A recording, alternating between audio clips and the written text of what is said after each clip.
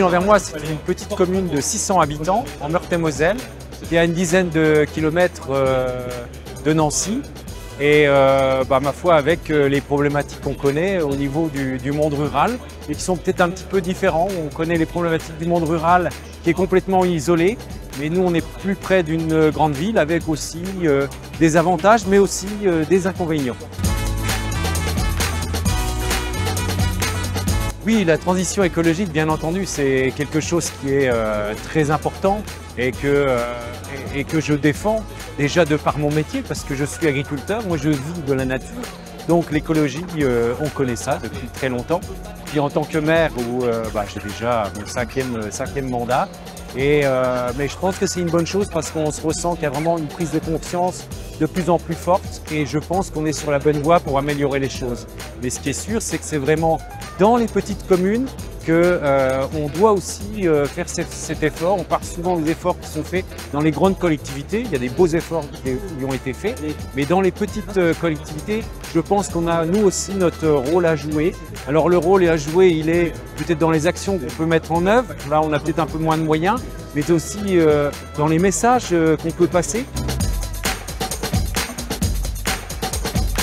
On a de plus en plus effectivement de difficultés, nous, à gérer parce que les moyens sont de moins en moins importants. On a énormément de transferts aussi de charges qui nous viennent de l'État. Je vais vous donner un exemple qui est tout simple mais qui fait bondir tout le monde. On a une autoroute qui passe tout près de Ville-en-Vermois et donc une loi est sortie il y a quelques années pour dire écoutez, maintenant vous allez prendre en charge la gestion du pont. Ah bon, pourquoi? Mais parce que votre route communale passe au-dessus de l'autoroute, donc d'après la loi, vous devez assurer la charge de ce pont.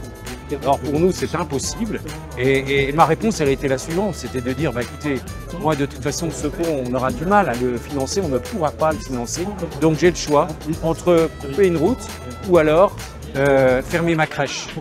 Donc le choix il est tout fait. On ne fermera pas la crèche, mais on finira par couper la route. Et c'est un petit peu dommage. Mais j'ai un petit peu débordé sur les besoins en financement, mais c'est assez inquiétant.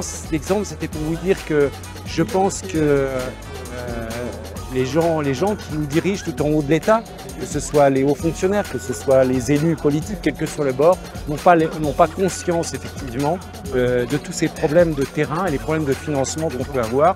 Et c'est vrai qu'on est content aussi d'avoir une banque comme vous, parce que c'est une banque qui a été créée par des élus et qui connaît bien les préoccupations des élus. Et ça, c'est vraiment bien. Et je vous parlais de la problématique tout à l'heure qu'on a eue. Et on a eu réponse auprès de votre banque pour essayer de trouver des solutions. Et c'est vrai que quand on parle avec vos conseillers, on a vraiment l'impression de parler avec des gens qui connaissent bien le milieu des collectivités et c'est un plaisir. Et c'est vrai qu'on s'oriente vers ce financement-là.